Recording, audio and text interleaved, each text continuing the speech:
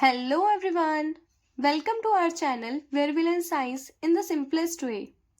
Today we are starting with a new chapter of class 9th, Matter in our surrounding. तो इस chapter में हम matter के concept को स्टडी करेंगे कि मैटर क्या होता है, उसकी क्या स्टेट्स होती हैं एंड उसकी क्या क्या प्रॉपर्टीज होती हैं। तो सबसे पहले हम देखते हैं कि मैटर क्या होता है।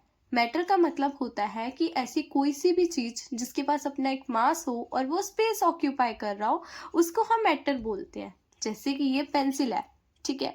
इस पेंसिल का कुछ मास है, कुछ इसका वेट है 30 ग्राम 40 ग्राम, कुछ भी मास है इसका, ठीक है। और ये एक स्पेस भी ऑक्यूपाई कर रहा है, ठीक है। तो इसको हम क्या बोलेंगे? मैटर बोलेंगे, ठीक है। आपके सराउंडिंग में जितनी भी चीजें आती हैं, आपका टेबल, आपका बेड, आपका पेन, चार्जर, कुछ भी, ये सब मैटर में आते हैं, ठीक है। क्यों?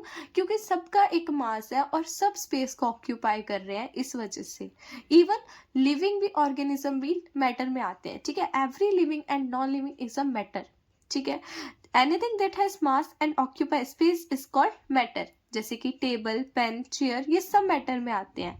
अब मैटर की जो स्टेट होती है वो 3 स्टेट होती है। एक सॉलिड होती है, एक लिक्विड होती है और एक गैसेशियस होती है, जैसे कि आप छोटी क्लासेस से पढ़ते आ ही रहे हो, ठीक है। तो मैटर की देखो कुछ कुछ प्रॉपर्टीज होती हैं, जिसमें सबसे पहली प्रॉपर्टी है मैटर की कि matter is made up of a tiny particles. जो मैटर है ना, वो छोटे छोटे पार्टिकल से मिलके बना हुआ है, ठीक है। और उन छोटे छोटे पार्टिकल्स को हम एटम बोलते हैं। जैसे ये पेंसिल है, अब इस पेंसिल में, ये पेंसिल एक मैटर है, अब इस मैटर में ना काफी सारे छोटे छोटे हमारे एटम्स प्रेजेंट होंगे, ठीक है। बहुत सारे एटम्स प्रेजेंट होंगे और उन सब एटम से मिलके हमारा ये पेंसिल बनी है, ठीक है। तो इससे आप बोल सकते हो कि जो हमारे एटम्स है वो एकदम बिल्डिंग ब्लॉक है किसके? मैटर के, ठीक है। एटम से ही तो बन रहा है मैटर। उसके बाद देखो, ये जो पार्टिकल्स होते हैं ये इतने छोटे होते हैं जिनको हम अपनी आई से देख ही नहीं सकते। इवन हम इनको रेगुलर माइक्रोस्कोप की हेल्प से भी नहीं देख सकते। आपको एटम्स को देखने के लिए ना बहुत पावरफुल माइक्रोस्कोप की हेल्प चाहिए होती है, ठीक है। अब आपकी इस वाली प्रॉपर्टी को प्रूव करने के लिए आपके एनसीईआरटी में एक एक्टिविटी है, जिसमें आपको करना क्या है, आपको पानी लेना है 100 ml। एक बीकर में आपको पानी लेना है 100 ml और उस पानी में आपको पोटेशियम परमैंगनेट के क्रिस्टल्स ऐड करने हैं। पोटेशियम परमैंगनेट का फॉर्मूला क्या होता है? KMnO4, ठीक है। और ये जो क्रिस्टल्स होते हैं पोटेशियम परमैंगनेट के, वो पिंक कलर के होते हैं, ठीक है। तो जैसे ही आप इसको पानी में ऐड करोगे तो जो पानी का कलर है वो पिंक हो जाएगा, ठीक है। आपने क्या करना है, पानी में इस पोटेशियम परमैंगनेट के क्रिस्टल्स को ऐड करना है। तो जैसे ही आप ऐड करोगे इस पानी का कलर पिंक हो जाएगा और आपने इस पिंक वाले पानी से, मतलब इस सॉल्यूशन में से आपने 10 ml को लेना है। आपने इस वाले सॉल्यूशन से 10 ml को लेना है और उस 10 ml को आपने एक क्लियर वाटर में डाल देना है। आपने एक क्लियर वाटर में डाल देना है। जैसे ही आप उस क्लियर वाटर में पानी को डालोगे, मतलब 10 ml के सॉल्यूशन को डालोगे, तो इस क्लियर वाटर का कलर भी क्या हो जाएगा? पिंक हो जाएगा, ठीक है। और फिर आपने इस वाले सॉल्यूशन में से फिर से 10 ml लेना है और उसको फिर से क्लियर वाटर में ऐड करना है। तो आप ऑब्जर्व करोगे कि इस वाले पानी का भी कलर लाइट पिंक हो गया, ठीक है।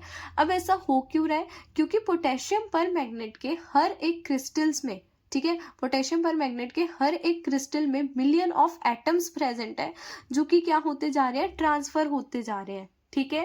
तो देखो, few crystal of potassium permanganate can colour a lot of water, showing there are million of tiny particles in each and every crystal, ठीक है। ये जो पोटेशियम परमैंगनेट के जो क्रिस्टल हैं वो सारे पानी को पिंक कलर देते जा रहे हैं। तो इससे हमें पता चलता है कि हर एक टाइनी पार्टिकल्स में, हर एक क्रिस्टल में मिलियन ऑफ एटम्स प्रेजेंट है, ठीक है। नेक्स्ट प्रॉपर्टी आपकी आती है कि जो पार्टिकल ऑफ मैटर है, मतलब मैटर के जो पार्टिकल्स हैं उनके बीच में स्पेस होती है, ठीक है। अब देखो, मैटर की कितनी स्टेट होती है? मैटर की 3 स्टेट होती है, सॉलिड, लिक्विड एंड गैस, है ना। और जो सॉलिड में जो पार्टिकल्स होते हैं वो टाइटली पैक होते हैं, ठीक है। मतलब उनके बीच में ना स्पेस ही नहीं होती, बिल्कुल भी स्पेस नहीं होती। इन पार्टिकल के बीच में बिल्कुल भी स्पेस होती ही नहीं है, ठीक है। और ये जो पार्टिकल्स के बीच की जो स्पेस है, इनको बोलते हैं इंटर पार्टिकल स्पेस, ठीक है।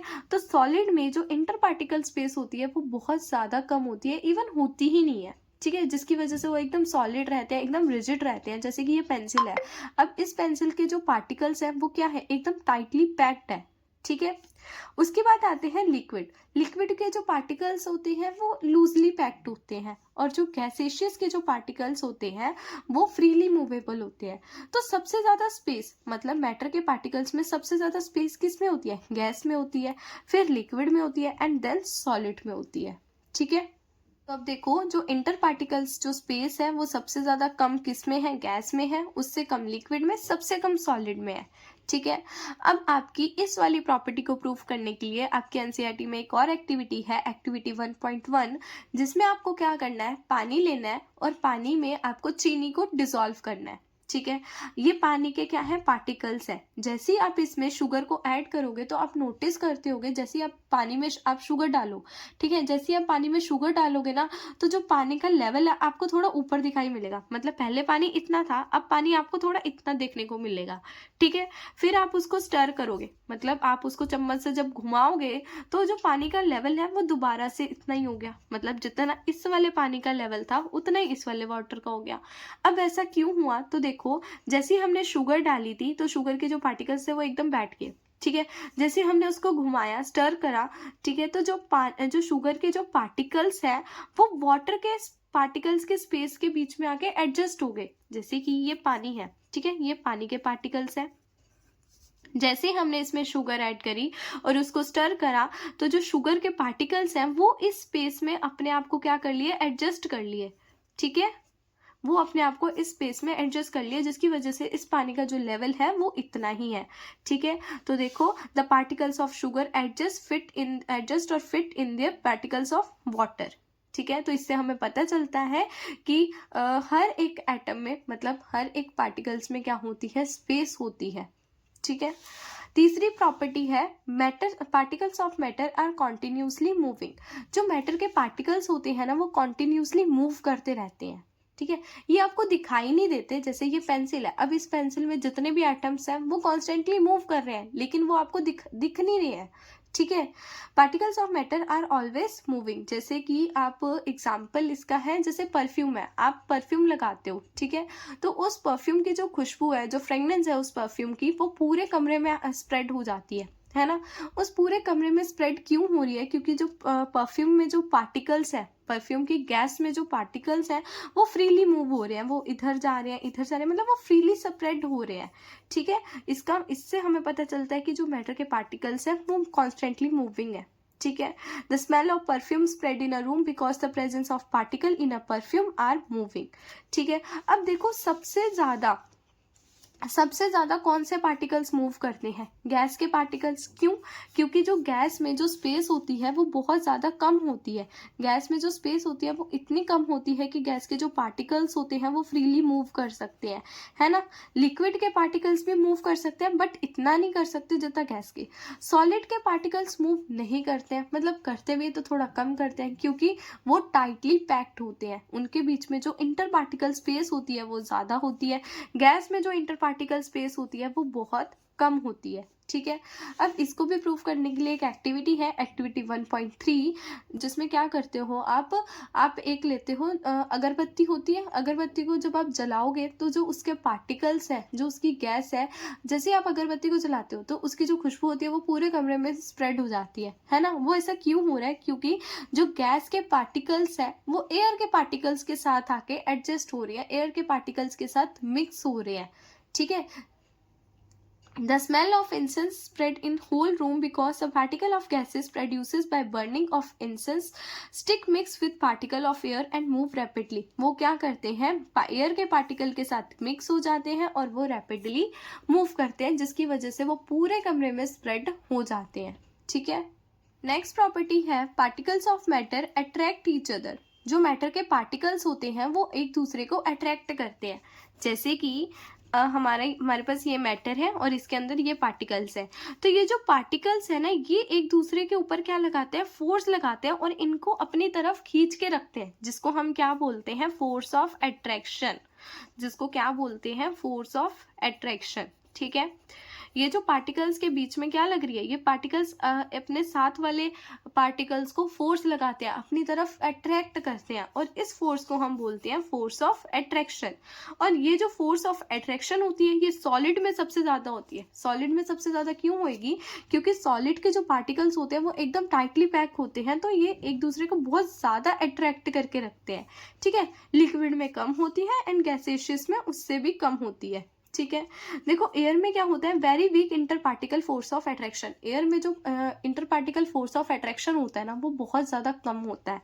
वाटर में थोड़ा सा ज़्यादा होता है, ठीक है। एंड वुड मतलब जो सॉलिड है उसमें सबसे ज़्यादा inter particles force of attraction लगती है। क्यों, क्योंकि वहाँ के जो पार्टिकल्स हैं वो एकदम टाइटली पैक्ड होते हैं, जो आपस में एक दूसरे के ऊपर फोर्स लगाते हैं, ठीक है। अब देखो हर एक सॉलिड में सेम फोर्स ऑफ अट्रैक्शन नहीं लगती। जैसे कि आपके पास एक चौक है, ठीक है, आप चौक को तोड़ोगे, चौक इजीली टूट जाता है, ठीक है। पेंसिल को जब आप तोड़ते हो, मान लो आपने इस पेंसिल को तोड़ना है, तो आपको इस पे ज्यादा फोर्स लगानी पड़ेगी एज कम्पेयर टू चौक। चौक को तो आप बस ऐसे करोगे तो चौक टूट जाएगा, पेंसिल को आप थोड़ा फोर्स लगा के तोड़ोगे।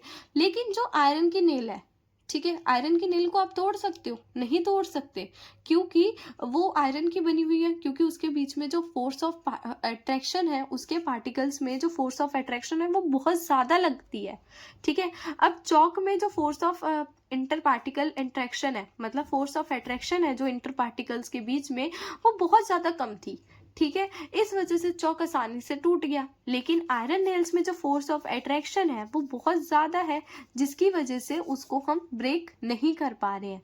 पेंसिल में इंटर पार्टिकल जो फोर्स है वो क्या हो रही है, थोड़ी मॉडरेट सी है, ठीक है। तो इसी वजह से हम बोलते हैं कि जो हर एक सॉलिड होता है उसमें एक जैसी फोर्स ऑफ अट्रैक्शन नहीं लगती।